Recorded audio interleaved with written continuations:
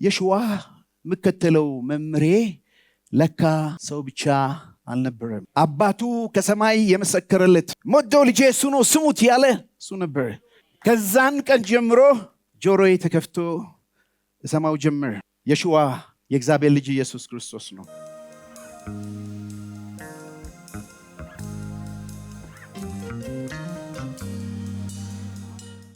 ከገናናው ክብሩ ግርማውን አይተን እንጂ የሰውን ተረትና ታሪክ ተከትለን አይደለም። እኔ ራሴ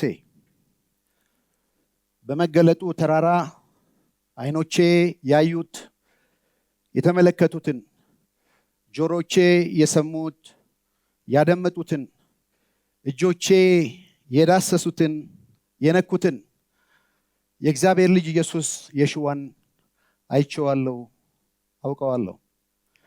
ጤና ይስጥልኝ። ጴጥሮስ እባላለሁ። ጌታ ያወጣልኝ ስም ነው።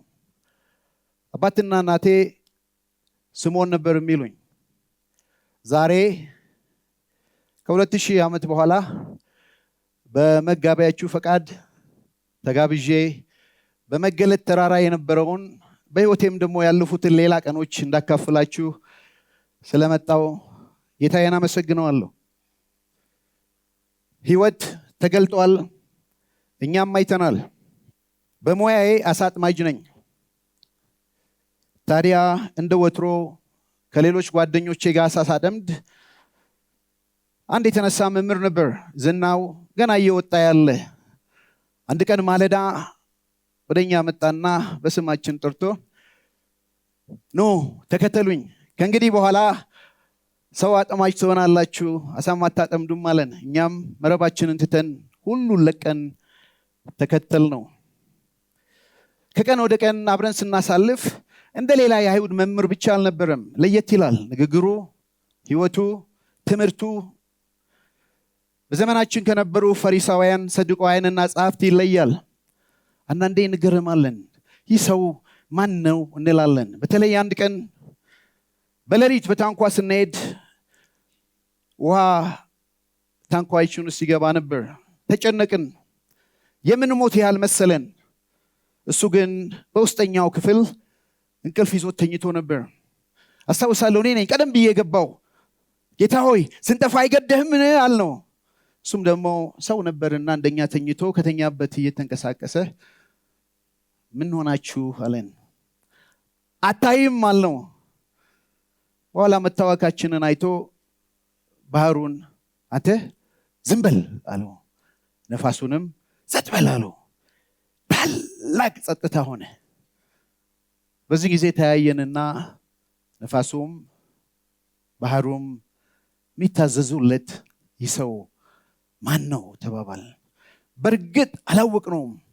እንደ ሌሎች የአይሁድ መምህር የሽዋም እንደ ሌሎች መምህር መስሎን ነበር። ግን በጣም እየተጠጋ ነው በሄድን ቁጥር ይለያል።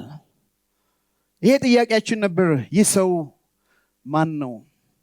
በህይወቴ ብዙ ቀናትን አሳልፌያለሁ። 4 ዋና ዋና ቀኖችን ልነግራችሁ ነው። 2ቱ መልካም ቀናት ናቸው፣ ባሰብኳቸው ቁጥር ደስ የሚሉኝ። 2ቱ ደግሞ ምጸጸትባቸው ቀናቶች ናቸው፣ ባሰብኩ ቁጥር ጸጸት የሚሰማኝ ቢሆንም ግን ጌታዬ ይቅር ብሎኛል።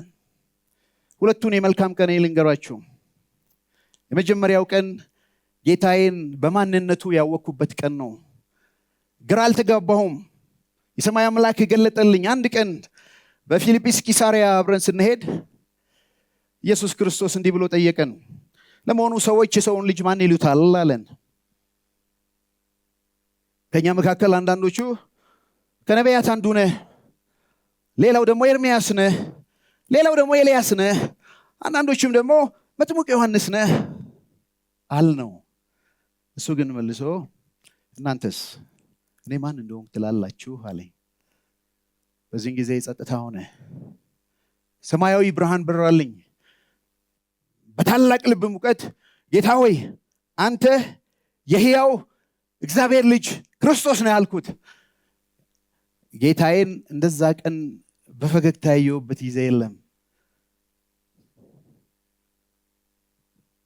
እኔ እምልሃለሁ አንተ ጴጥሮስ ነህ፣ ዮና ልጅ ስምዖን ሆይ ይሄን ስጋና ደም አልገለጠልህም በሰማይ ያለው አባቴ ገለጠልህ እንጂ አለኝ። የደስታዬ ሙቀት ልክ አልነበረውም። ጌታዬን አወቅኩት። ሰው ብቻ እንዳልሆነ ሊመጣ ያለው መሲህ የእግዚአብሔር ልጅ እንደሆነ አወቅኩት። እሱም አረጋገጠልኝ። ያቺ ቀን ለኔ ክብሩ ቀን ናት፣ ግሩም ቀን ናት። ዛሬም ወደዚህ የመጣሁት ምናልባት እንግዳ ሆናችሁ የተጋበዛችሁ ካላችሁ ታውቁታላችሁ። የሽዋህ ሰው ብቻ አልነበረም። ሰው ብቻ አልነበረም። ከሰማይ ሰማያት የወረደ እግዚአብሔር በአካል የተገለጠ የኔና እናንተን አካል ለብሶ የመጣ የእግዚአብሔር ልጅ ኢየሱስ እሱ አምላክ ነበር። ይሄ መገለጥ በራልኝ። ጌታዬም አደነቀኝ። ሁለተኛዋ ቀን የመጀመሪያ ቀን ያጸና ቀን ነው። እንደምታውቁት ጌታ ኢየሱስ 12 ደቀ መዛሙርት ነበሩት። ከ12ቱ 3ቱን ወደ ራሱ ያስጠጋ ነበር። ከ3ቱ አንዱ ነበርኩ። ጴጥሮስ የነጎድጓድ ልጆች ብሎ ከተረጎማቸው ከያዕቆብና ከዮሐንስ ሶስታችንን አንዳንድ ጊዜ አንዳንድ ቦታ ብቻችንን ይዞ ይሄድ ነበር። ታዲያ አንድ ቀንም አሁን እያጠናችሁ ወዳላችሁበት ማቴዎስ 17 ወደ ነበረው ክስተት አመጣን። ወደ ትልቅ ተራራ ይዞን ወጣ። እንደ ሌላው ቀን ተራ ቀን መስሎን ነበር። እኛን 3 እዚህ ቆመን ፈንጠር ብሎ ወጣ። በዓይናችን ፊት ተለወጠ። ፊቱ እንደ ፀሐይ ያበራ ነበር። ልብሱ ከፀሐይ ብርሃን የተነሳ ያንጸባርቅ ነበር። እኛ የምናውቀው የገሊላው ኢየሱስም አልመሰለንም። ከሱ ጋር ደግሞ ሙሴ፣ ኤልያስ አብረውት ያወሩ ነበር። ያው እንደምታውቁት እኔ ትንሽ ጠደፍ እላለሁ ከደቀ መዛሙርቱ። ይሄ ነገር ልቤን ስለማረከው ጌታ ሆይ አልኩት፣ 3 የመገናኛ ድንኳን 3 ዳስ እንስራ፣ አንድ ላንተ፣ አንድ ለሙሴ፣ አንድ ለኤልያስ እንስራና ከዚያ እንወርድም፣ እዚህ መኖር ይቻለናል አልኩት። ያው የምናገረውን አላቅም ነበር። ከደስታ የተነሳ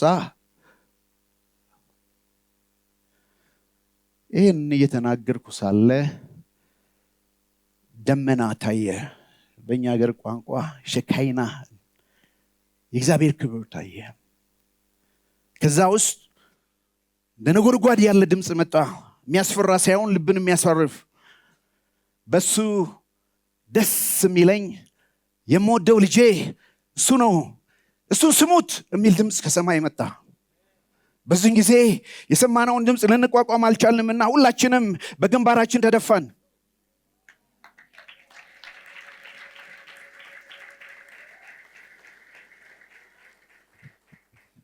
ተደፍተን ሳለ ጀርባዬን ነካ የሚያደርግ እጅ ተሰማኝ።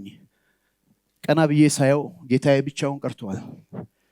ሙሴም የለም፣ ኤልያስም የለም። እሱም አሁን ያያችሁትን እስከ ትንሣኤ ሙታን ድረስ ለማንም እንዳትናገሩ ብሎ አዘዘን። የመጀመሪያ መልእክቴን ጽፌያለሁ። በአዲስ ኪዳን 2 መጽሐፍ ጽፌያለሁ። አንደኛ ጴጥሮስ፣ ሁለተኛ ጴጥሮስ ብላችሁ የምትጠሩት። ያ ክስተት ህይወቴን ለወጠው። አመለካከቴን፣ አስተሳሰቤን የእግዚአብሔር ልጅ ነህ ብዬ የተናገርኩትን ቃል አጸናልኝ። የሽዋህ የምከተለው መምሬ ለካ ሰው ብቻ አልነበረም። አባቱ ከሰማይ የመሰከረለት ሞደው ልጄ እሱ ነው ስሙት ያለ እሱ ነበር። ከዛን ቀን ጀምሮ ጆሮዬ ተከፍቶ ሰማው ጀመር። የሽዋህ የእግዚአብሔር ልጅ ኢየሱስ ክርስቶስ ነው። ታሪኬ በዚህ ቢያልቅ ደስ ይለኝ ነበር። ሌላ 2 ቀን ልንገራችሁ። የማዝንበት ቀን ነው። የጌታን መገለጥ ስላወቅኩ ልቤ ሞቋል። ኢየሱስ የመጨረሻ አገልግሎቱን ጨርሶ ወደ መስቀል በሚወጣበት በተሰጠባት በዛች ሌሊት ኃጢአታችን ከብዶት ያምጥ ነበር። ብትወድስ እቺ ጽዋ ከኔ ትለፍ ይል ነበር። ወደኛም በመጣ ጊዜ በዚህ ሌሊት ሁላችሁም በእኔ ትሰናከላላችሁ አለ። እኔም ጌታ ሆይ እነዚህ ሁሉ እንኳን ቢክዱ በፍጹም አላደርገውም አልኩት። ጌታም ጴጥሮስ እውነት እልሃለሁ ዛሬ ዶሮ ሳይጮህ 3 ጊዜ ትክደኛለህ አለኝ። እኔም በፍጹም ጌታ ሆይ ማንም ቢክድህ እንዴት እክድሃለሁ አልኩት። ምክንያቱም የእግዚአብሔር ልጅ ነህ ብዬ ተናግሬአለሁ። ብዙም አልቆየም። ከመካከላችን አንዱ የተጠራ ይሁዳ ኢየሱስን መጥቶ ሳመው።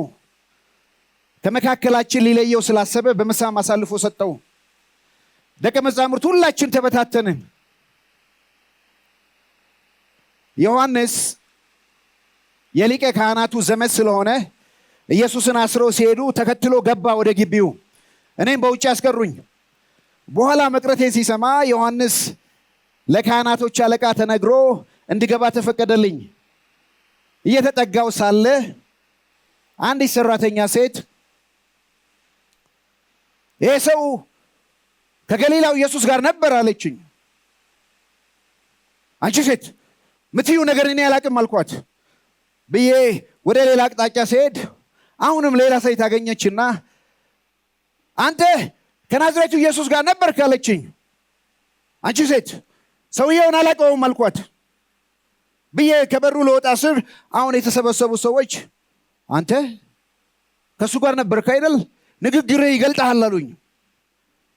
እኔም የምትሉትን ሰውዬ አላቅም አልኩ ብዬ ስወጣ ጌታዬ እንደተናገረው የዶሮ ጮስም ድምፅ ሰማሁ። የጌታዬ ቃል ትዝ አለኝ። 3 ጊዜ ትክደኛለህ ያለኝ።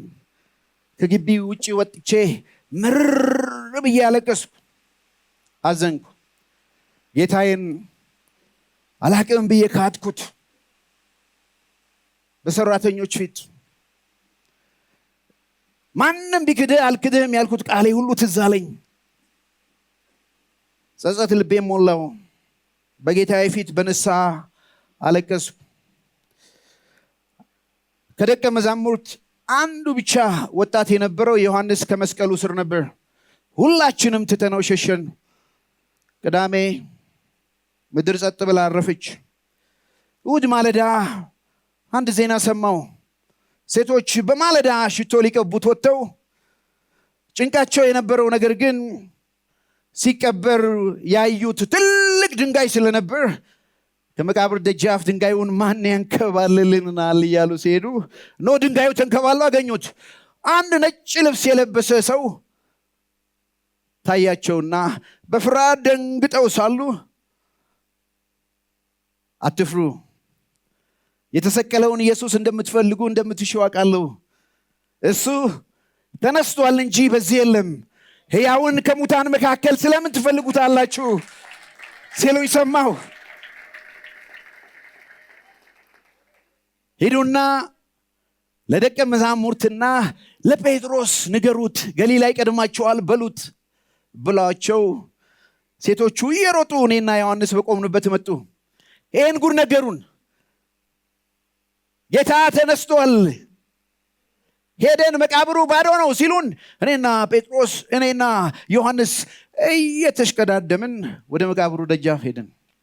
ያው እኔ በእድሜ ሸምገል ያልኩ ስለነበር ዮሐንስ ወጣት ስለነበር ቀድሞኝ ደረሰ። ወደ መቃብሩ በራፍ ላይ ቆሞ ግን ወደ መቃብሩ ጉድጓድ አልገባም። ቆሞ ሲያይ እኔ ከኋላው መጥቼ ቀድሜው ገባው። ከፈኑንም አየው። በእርግጥም ጌታዬ ተነስቷል፣ በመቃብር ውስጥ አልነበረም። ከዛ ወጣን።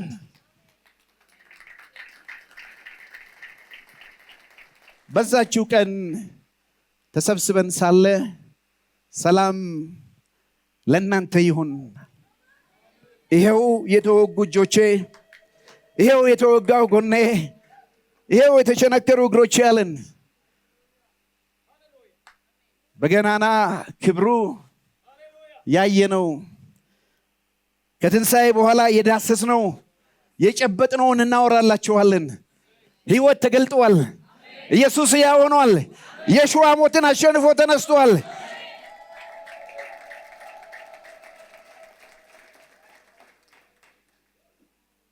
የዛ 3 ጊዜ ካድኩበት ክህደት ፍጹም ይቅር እንዳለኝ አወቅኩ። የተበሳው ለእኔ እንደሆነ ተረዳው።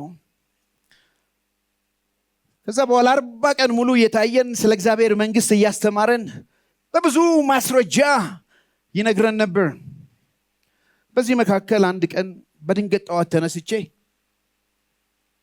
ሁለተኛው ክፉ ቀኔ ልንገራችሁ። በማለዳ ተነስቼ ዲዲሞስ የተባለው ቶማስን፣ ናትናኤልን፣ የነጎድጓድ ልጆች ሁለቱ ደቀ መዛሙርት፣ ሌላ 2 ደቀ መዛሙርት ጨምሬ ከኔ ጋር 7 ሆነን እንዲህ አልኳቸው፣ አሳ ላጠምድ ልሄድ ነው አልኳቸው። እነሱም አብረን እንሄዳለን አሉኝ። በሉ ተነሱ ብለን ሄድን። ያቺ ቀን አትረሳኝም። የሸዋ መጀመሪያ ከጠራኝ ጥሪ ተመልሼ ወደ ኋላ የኩባት ቀን፣ አገልግሎቴን እርግፍ አድርጌ ተውኩባት ቀን ነበረች። ሄድን። አሳ ማጥመድ ካቆምን 3 ዓመት አልፎናል። ሌሊቱ ሙሉ አጠመድን፣ አንድም አልያዝንም። ነጋ። በወጋገኑ ላይ ሲነጋ ከውሃው ጠርዝ ላይ አንድ ሰው ቆሟል። ልጆች አለን፣ ድምፁን ጮክ ብሎ ልጆች የሚበላ አንዳች አላችሁ አለን። እኛም አንድስ እንኳ አልነው። በቃ ከጀልባው በቀኝ በኩል ጣሉት አለን። ይህ ሰው ራሱ ማን እንደሆነ ያስባል። አሳ ማጥመድ ለኛ በእናንተ አባባል አንድ ነገር ሰምቻለሁ፣ ለእናቷ ምጥ አስተማረቻት ምናምን የሚባል ነገር አይደል? አሳ ማጥመድ ለኛ ሊያስተምረን ነው። ከነጋ በኋላ ሌሊቱን ሙሉ አጥምደን አንድም አላገኘንም አሉ። ከመካከላችን አንዱ በቃ ምን ይታወቃል፣ እሺ በስምህ እንጥላለን አለና ጣለው። እዛ እጅግ ብዙ አሳ ያዝን። መረባችንን ስንጎትተው መጎተት አቃትን። በዚህ ጊዜ ኢየሱስን ይወደው የነበረው ዮሐንስ ወደ ጆሮ የመጣና ጌታ እኮ ነው አለኝ።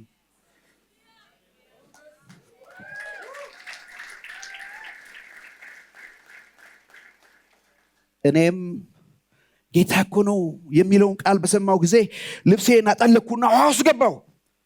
ሌሎች ደቀ መዛሙርት ያጠመዱትን አሳ ይዘው ወደ ጫፍ መጡ።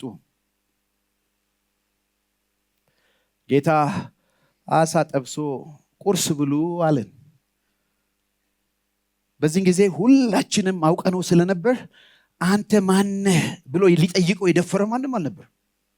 አውቀነዋል። ቁርስ ከበላን ከጨረስን በኋላ ወደ እኔ መጣና ዮና ልጅ ስምዖን ወይ ትወደኛለህን አለኝ። እኔም ጌታ ሆይ አንተ ታውቃለህ ወድሃለሁ አልኩት። እንግዲያውስ ግልገሎቼን ጠብቅ አለኝ።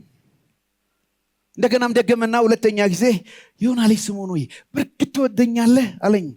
እኔም ጌታ ሆይ እንደምወድህ አንተ ታውቃለህ አልኩት።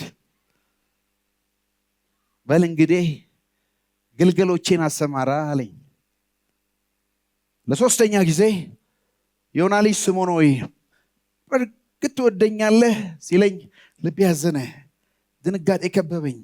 ያቺ 3 ጊዜ ካትኳት መካት ትዝ አለችኝ። ጌታ ሆይ አንተ ታውቃለህ፣ አንተ ሁሉን ታውቃለህ፣ እንደምወድህም ታውቃለህ። በል እንግዲህ በጎቼን አሰማራ አለኝ። 3 ጊዜ እንደካትኩት 3 ጊዜ ደጋግሞ ሾመኝ፣ ወደ ቀድሞ ጥሬ መለሰኝ።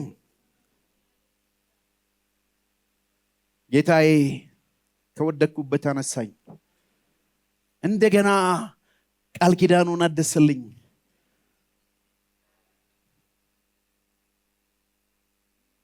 ማንነቱን ባወቅኩ ጊዜ እኔም እልሃለሁ አንተ ጴጥሮስ ነህ፣ በዚህች ዓለት ላይ ቤተክርስቲያኔን መሰርታለሁ፣ አንተ በምድር ያሰርከው በሰማይ ታሰረ፣ በምድር የፈታው የተፈታ ይሆናል ያለው ቃል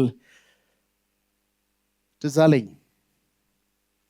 ጌታ 40 ቀን አገልግሎ ወደ ሰማይ ካረገ በኋላ እሱን የሚመስል ሌላ አጽናኝ ላከ። በበዓለ ሃምሳ በጴንጤቆስጤ ቀን ተሰብስበን ሳለ በእያንዳንዳችን ላይ መንፈስ ቅዱስ ወረደ። በዚያን ጊዜ በአደባባይ 3 ጊዜ የካድኩትን በገረዶች በሰራተኛ በወጣቶች ፊት የካድኩትን 3000 አይሁዳውያን በተሰበሰቡበት እናንተ የሕይወትን ራስና የሕይወትን ባለቤት ሰቅላችሁ ገደላችሁት፣ ቀበራችሁት። እግዚአብሔር ግን የሞትን ጣር አጥፍቶ አስነሳው ብዬ ሰበኩላቸው። እንግዲህ ምን እናርግ ሲሉ በኢየሱስ ክርስቶስ እመኑ ተጠመቁ አልኩ። ያኔ በጥቂት ሰዎች ፊት በፍርሃት የካድኩትን ዛሬ በአደባባይ እንድናገር አደረገኝ። በእኔ ምክንያት 3000 ሰዎች ከምድር ወደ ዘላለማዊ ሕይወት ጎረፉ። ዛሬ የመጣሁት ታሪኬን ልነግራችሁ ነው። የሽዋ ምናልባት የማታውቁ ለመጀመሪያ ጊዜ እዚህ የመጣችሁ ካላችሁ ይሄ ዕውቀት እንዲገባባችሁ ይፈልጋል። የሽዋን ታውቁታላችሁ። ያዳኜ ጌታዬ የኔ ብቻ የአይሁድ ብቻ አምላክ ሳይሆን የዓለም ሁሉ ጌታና ቤዛ ነው። ታውቀዋለህ ወንድሜ? ታውቂዋለሽ እህቴ? ብታቂው ጓደኛ ዮሐንስ እንደጻፈው ኢየሱስ በ3 ዓመት የሰራው ስራ ቢጻፍ የተጻፉላቸው መጽሐፍ ዓለማት መደርደሪያ ቢሆኑ አይበቃቸውም። ነገር ግን እሱ ክርስቶስ የእግዚአብሔር ልጅ እንደሆነ ታምኑ ዘንድ አምናችሁም የዘላለም ሕይወት እንዲሆንላችሁ ተጽፏል። ዛሬ ቀኑ የእናንተ ነው። የሽዋ ይጋብዛችኋል። የዘላለምን ሕይወት ሊሰጣችሁ ፈቃደኛ ነው። እዚህ ቤት ያላችሁ ዛሬ እሱ የምታውቋላችሁ። በተለያየ ነገር በድካም ውስጥ ያላችሁ የወደቁትን የሚያነሳ አምላክ ነው። ቃል ኪዳኑን የሚያድስ አምላክ ነው። እንደገና የሚያለመልም አምላክ ነው። ዛሬ ጥሪው ለእናንተ ነው። በመገለጥ ተራራ ያየነው ጌታም ከሰማይ ሆኖ የተናገረው በሱ ደስ የሚለኝ የምወደው ልጄ እሱ ነው፣ እሱን ስሙት እንዳለ ድምፁን እንድሰሙት አሳስባችኋለሁ። እሱ በመጀመሪያ ከእግዚአብሔር ጋር የነበረ እግዚአብሔር የነበረ የእግዚአብሔር ልጅ ኢየሱስ ክርስቶስ ነው። ታዲያ ወደ ሰማይ ከማረጉ በፊት አንድ ቀን አገልግሎቱን ከጨረሰ በኋላ ከገሊላ ተሰብስበን ሳለ አይናችን እያየ ወደ ላይ ከፍ ከፍ አለ። እኛም በአግራሞት ወደ ላይ እየተመለከትነው ሳለ 2 መላእክት መጥተው እናንተ የገሊላ ሰዎች ሆይ ስለምን ተገርማችሁ ቁጭ ብላችኋል? ይሄ ወደ ላይ ሲሄድ ያያችሁት ጌታ አንድ ቀን ልክ እንደዚሁ ይመጣል። ሄዱና ማዳኑን ተናገሩ አለን።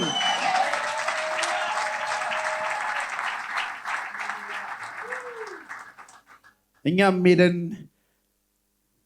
በኢየሩሳሌም፣ በይሁዳ፣ በሰማሪያ እስከ ምድር ዳርቻ ድረስ ምስክሮች ሆነን ዮሐንስ ከኛ በእድሜ ወጣት ነበር።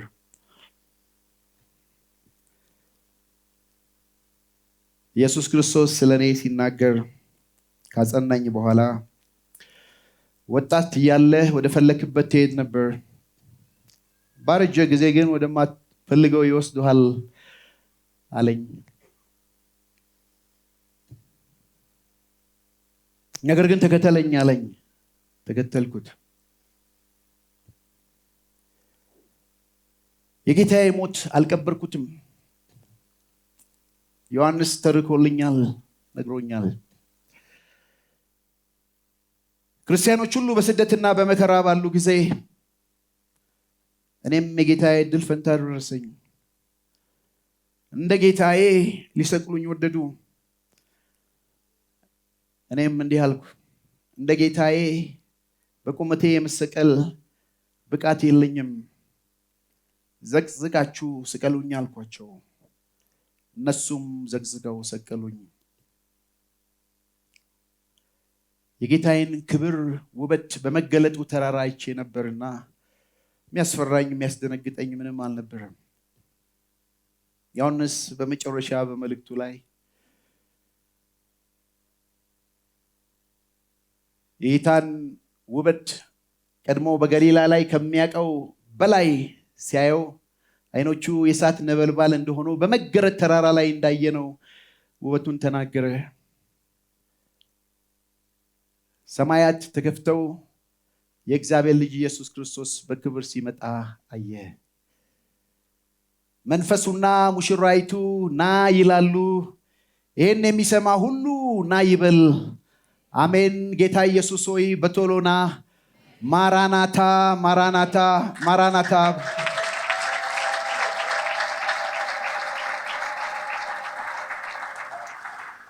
እንግዲህ የምድር ጉዞን ፈጽማችሁ መልካሙን ገድል ተጋድላችሁ ሩጫውን ጨርሳችሁ የምድር ሕይወታችሁ ሲያልፍ አንድ ቀን እኔ ባለሁበት ትሆናላችሁ።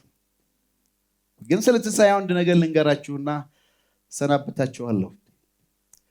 ኢየሱስ በተውሶ ቤት ነው የኖረው። መኖሪያ ቤት አልነበረውም። በተውሶ ቤት ነው የመጨረሻ ራቱን የበላው። ቤት አልነበረውም። በተውሶ አህያ ነው ሆሳና እየተባለ ወደ ከተማይቱ የገባው። የሚገርማችሁ የተቀበረው በተውሶ መቃብር ነው። አርማቴስ ዮሴፍ በተባለ ለራሱ በሚቀበርበት መቃብር ነው የተቀበረው። በእኛ ዘመን አንድ ቀልድ ነበር። አርማቴስ ዮሴፍን ጠየቅነው፣ አንተ ራስህ የምትቀበርበትን መቃብር እንዴት ነው ለጌታዬ የሰጠኸው? አንተ ስትሞት የት ልትቀበር ነው ብለው ሲጠይቁት እንዲህ ብሎ መልሷል። ጌታዬ የመቃብሬን ቦታ ከ3 ቀን ከ3 ሌሊት በላይ እንደማይጠቀምበት ስላወቅኩ ነው ብሏል። እሱ ሕያው ነው። ኢየሱስ ሕያው ነው። ቤተክርስቲያን የምትለው አሜን ጌታ ኢየሱስ ሆይ ቶሎና ነው።